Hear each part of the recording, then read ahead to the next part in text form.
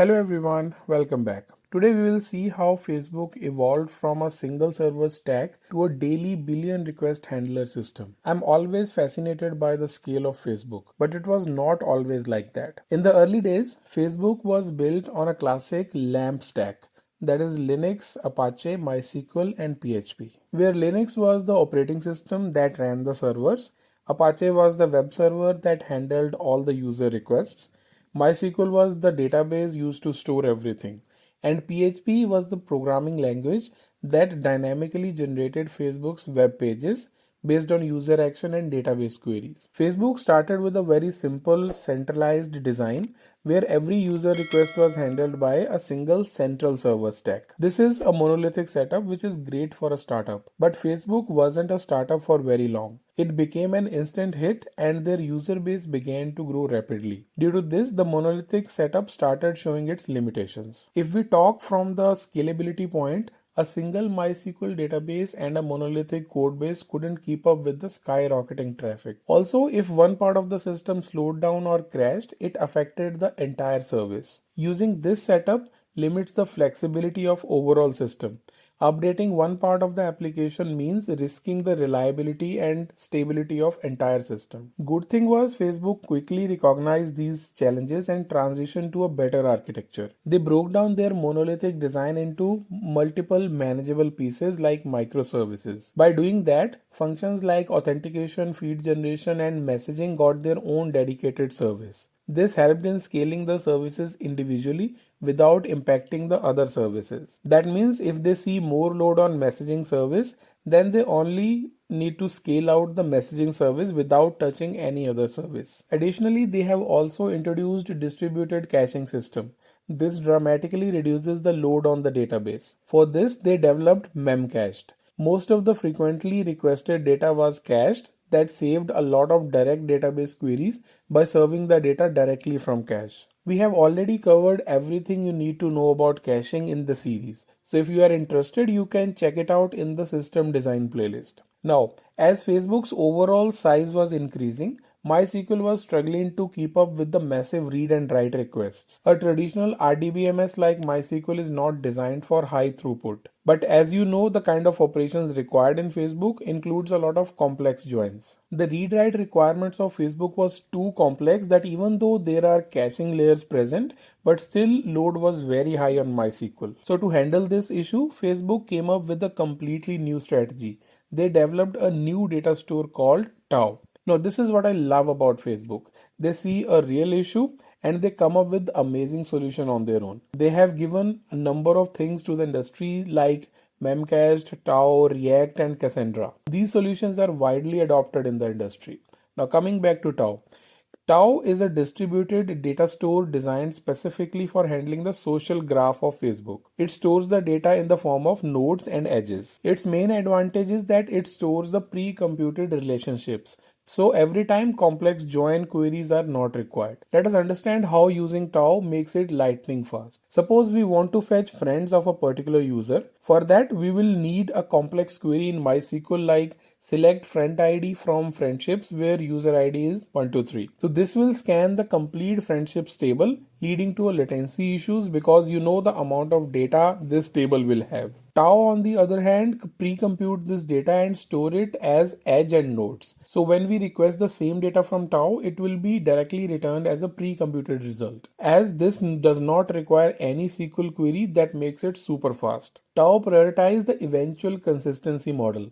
So instead of updating the MySQL in real time, which is very slow, Tau writes to a queue and propagates the changes asynchronously. This makes the operations like liking a post or adding a friend much faster. So when a user likes a post, Tau immediately records the edge like user likes a post. The change propagates asynchronously to the database without blocking the user interactions. One thing to be noted here is that Facebook can afford a little bit of inconsistent data for a short period because Facebook systems are not consistency critical systems, but the availability matters. So it prioritizes availability over consistency and uses eventual consistency to get the best of both. We will discuss these concepts in detail while covering the CAP theorem in database design video. So while designing your system, you need to understand the application requirements clearly.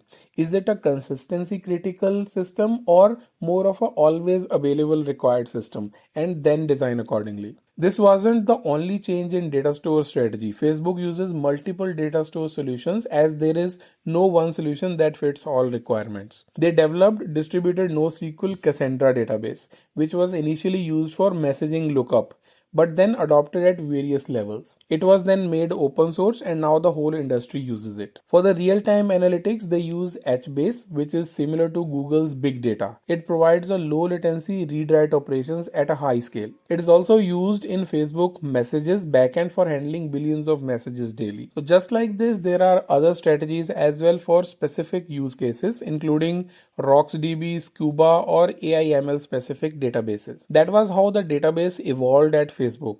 Now let us see how things happen at the processing level. We know Facebook started with PHP for serving the dynamic content to the users. PHP is an interpreted language, which means that every time a user requests a page, the PHP code needs to be parsed and executed line by line. This process makes PHP very slow and resource intensive, especially for a heavy platform like Facebook. So when a user accesses any page, PHP interprets the code, converts it into an intermediate representation known as opcode, and that particular opcode is then executed in a virtual machine. This process happens every single time a page is requested. The repeated interpretation and execution made it slow and inefficient when the frequency is very high. Now imagine Facebook running millions of lines of PHP code per second. This approach wouldn't work for a platform at that scale. To solve this performance issue, Facebook developed a tool, HipHop, for PHP. It was a PHP to C++ transpiler that converts PHP code into highly optimized C++ code that eliminates the need for PHP interpretation at runtime. Just like its database evolution, Facebook's front-end technology has gone through a major transformation. It started off with PHP, but as the scale and complexity increases, Facebook moved to JavaScript-heavy solutions like React and Relay. Even though PHP is still used, but it is mainly for backend logic. Front-end is now React-powered. They also built their own stacks such as Hack, HHVM, React, Relay, and GraphQL. They have also moved from server rendering PHP pages to a highly dynamic React single-page applications. Initially, Facebook had one primary data center, but as its user base exploded, this setup caused issues. The first noticeable issue was high latency. A user in Europe accessing a US server experienced delays because data had to travel thousands of miles. More distance leads to more hops that results in slower response time. Another significant issue was overloaded servers. Having a single data center means that all user traffic was handled in one place. As traffic increased, it became harder to distribute load efficiently. That also results in one more disadvantage, which was risk of downtime. Now, if the primary data center failed, Facebook would go down globally. There was no redundancy for disaster recovery. To solve this issue, Facebook built a global network of data centers and edge locations using load balancers and CDNs to serve content closer to the user. That ensures the low latency and high availability. Facebook expanded globally with multiple data centers. They built strategic data centers across US, Europe, and Asia, where each data center handled the region-specific traffic that reduces the latency. Then they used load balancers to distribute the incoming traffic across multiple servers, which ensured that no single server is overloaded. They also used content delivery networks strategically to their advantage. Static components like images, videos, and JavaScript files were cached at these edge locations of CDNs. User fetched the content from the nearest CDN server, which reduces the load on Facebook's core infrastructure. Now let us understand how it all works end to end. So suppose when a user in India opens Facebook, so instead of their request traveling to US server, it hits the nearest Indian data center. That resulted in lower latency. Further, a load balancer directs the traffic to the least busy server in India region. To make it even faster, the static files, images, videos are fetched from CDN servers in Asia. This whole thing results in faster load time, less strain on the main data center, and high availability even if one data center fails. Now, initially, Facebook used traditional REST APIs to allow mobile app and third-party developers to interact with its platform. But soon, with the billions of users and multiple client applications, REST APIs started showing performance and flexibility issues. First noticeable issue is overfetching and underfetching. REST APIs return fixed response that mostly includes more data than needed,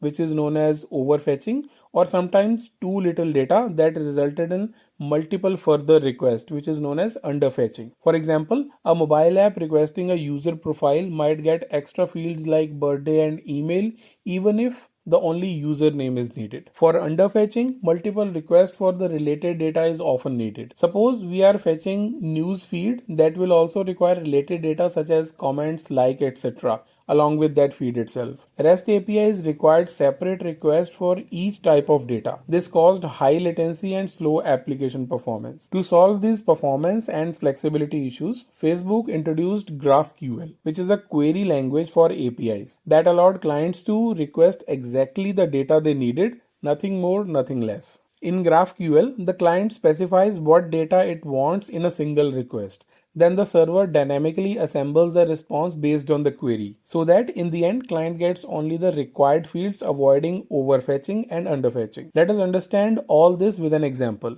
In traditional REST API way, a request to /user/123 might return a response like this. It contains ID, name, email, birthday, and friend list. But what if the client might only need name and the name of the friends, but it gets all these fields as well? This is just the wastage of bandwidth and also the performance impacting strategy. On the other hand, using GraphQL, the client can send the custom query like this. It contains what data is actually required, so the server responds with exactly what is needed. With this, Facebook achieved no extra fields, that means less bandwidth usage, fewer API calls, that results in faster response time, and more flexibility, that means client can define their own data needs. So just like GraphQL or Tau, Facebook has developed several influential technologies over the years. Let me know if you want me to cover these as well, because having them in one video will make this video very long. Now, we have seen how Facebook was able to fix a lot of issues for an application of such scale. Even with its advanced distributed model, Facebook still faces some challenges like data consistency, real-time processing, security, and operational complexity. So today we have seen Facebook's transformation from a monolithic LAMP stack to a highly distributed client-server architecture that offers an invaluable roadmap for scaling modern web applications. Let us see few key takeaways from Facebook's journey. Decoupling and modular design are essential for scalability and maintainability, and robust caching and specialized data store can help us minimize the bottlenecks that we have during our high traffic environments. Designing for fault tolerance and horizontal scalability from the start is very critical. You cannot inject these things in between, so these things has to be there from the start of your design. And balancing consistency, availability, and performance in distributed system is complex, but that is an essential challenge that you need to take. Although many challenges has been overcome, Facebook and the industry as a whole continue to face issues like data consistency, real-time processing, and security. These challenges keep the field dynamic and open to constant innovation and improvement. So, thank you so much for watching this video, and I hope you found this case study as insightful as I did. If you enjoyed this deep dive into Facebook's scaling journey, please like, share, and subscribe for more content on how modern infrastructures handle massive demands. I'll see you in the next video. Till then, let's keep learning.